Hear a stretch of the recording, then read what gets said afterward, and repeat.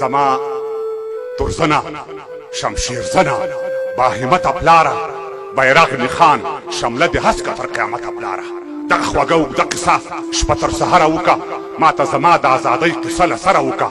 خوښ شئ چې دا لوی احمدشاه دی که خوشحال غږیږي میرزمان خان سید اکبر خان که سید جمال غږیږي وایي چې موږ تر شا نه توپ او نه جازونه پرېښي موږ په میراث کې کتابونه تاریخونه پرېښي نه چا په سوال نه چا سوغات کې ازادي راکړې نه چا خیرات نه چا زکات کې ازادي راکړې دا په خپل کور کې لاس تر ځینې میلمانه څه کوو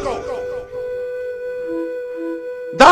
په خپل کور کې لاس تر ځینې میلمانه څه کوم زه ګوپیسرې او شلغمسرې پښتانه څه کوم دا په خپل کور کې لاس تر ځینې میلمانه څه کوم زه ګوپیسرې او شلغمسرې پښتانه څه کوم څه مې موندلي دي څو نور مې وفادار پکار دي ګرځم ملګرو څو سړي رانه د کار پکار دي دې ښار لزم څرې ګریوان ته تار او ستنه کوم زه اوس پخپو ولاړ یم زه د ځان پوښتنه کوم د دې هېواد جغرافیا و تر سیستانه پورې کویټه چمن او تر خوشحالګړ او بلوچستانه پورې شاید چې بیا د ازادۍ کوم ښار کې شور غږیږي ښکارېږي نه خو په سینه کې مې یو اور بلیږي ستا پر ګولو ویش د ټټر بلا بلا واخلم پر ازادۍ مات شوي سر بلا دې بیا واخلم ملالۍ ډېرې دي خو ستا هغه ټپه ګرانه ده بې له ټوپکه پر دا ملک کې ګزاره ګرانه ده او زه دې خفه یم خو چې ټنډه د لالي سمه وي چې ازادي وي او له سیال سره سیالي سمه وي همدومره بس نور څه ویلو ته حاجت نشته دی پر مخ د ځمکې له دې پورته بل نعمت نشته دی نمزالی عمر په ټپو او یا قربان تېروم نمزالی عمر په ټپو او یا قربان تېروم زه لږ په ځان ژاړم او زه د خپل ګریوان لمدوم تشه حجره څه کړم ستار منګی یاران نشته دی سږ وچکالي د لل مې نه کرو باران نشته دی ما وکرلې ما خپل فصل په تاوان ورېږدو پوره مې نه کړلو ما خپل ارمان ورېږدو او د خېټې غم دی مجبوري د ملا ځان رسوم سهر وختي د مزدورانو چوک ته ځان رسوم ګوندې پیدا کړم مزدوري خار لا دې شور لزمه سویمه ورځ ده چې خالي لاسونه کور ته ځم او نن چې راتلم مکۍ ویل په کور کې اوړه نشته دی د کمکۍ تبه ده غوړي او نور خواړه نشته دی دا داما وژلې ده کمکۍ زما له غمه مړه شوه د یوې مړې خېټې ډوډۍ په تمه مړه شوه چې د خوارانو وګلوڅو پیعان ناوري توکاڼې د دا غوږونه به اذان ناوري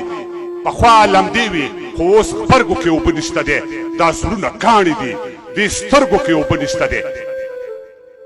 زه اوس څوک نه لرم له شا راته نارې نه وهي څوک پاتې نه دي زما پر غم مې نغارې نه وهي زه اوس کوڼ شوی یم غوږو ته مې جرس نه رسي غم دومره سخت کړم چې د غم را باندې وس نه رسي او غم دومره سخت کړم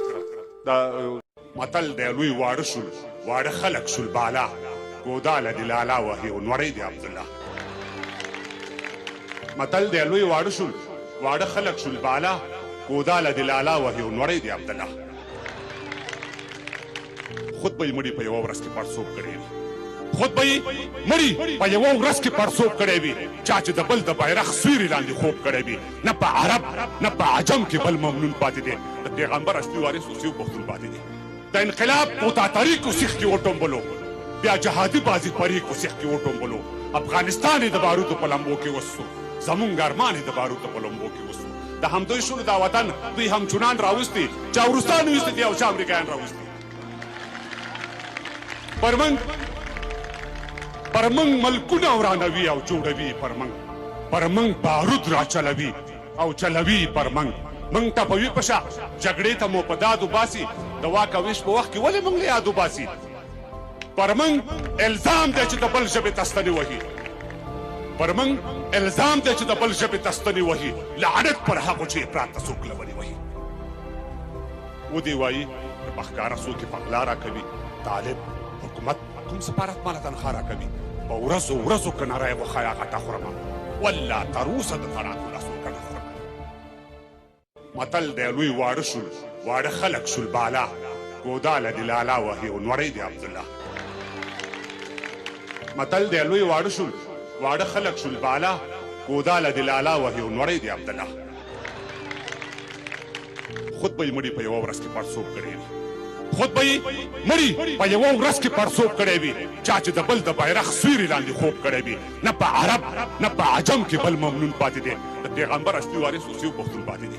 د انقلاب پوتاتري کو سیخ کې وټومبلو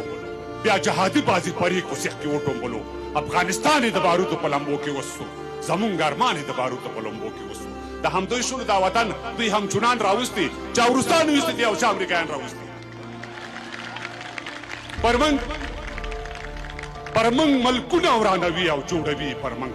پر موږ بارود راچلوي او چلوي پر موږ ټپوي په شا جګړې ته مو په داد وباسي د واک او ویش په وخت کې ولې موږ له یاد وباسي پر موږ الزام دی چې د بل ژبې ته ستنې وهي پر موږ الزام دی چې د بل ژبې ته ستنې وهي لعنت پر هغو چې افراط ته څوک لبنې وهي ودې وایي که په ښکاره څوک یې په غلا راکوي طالب حکومت کوم سفارت ماله تنخوا راکوي په ورځو ورځو که نری غوښه یا غټه خورمه والله تر اوسه د فراتو لاسو کنه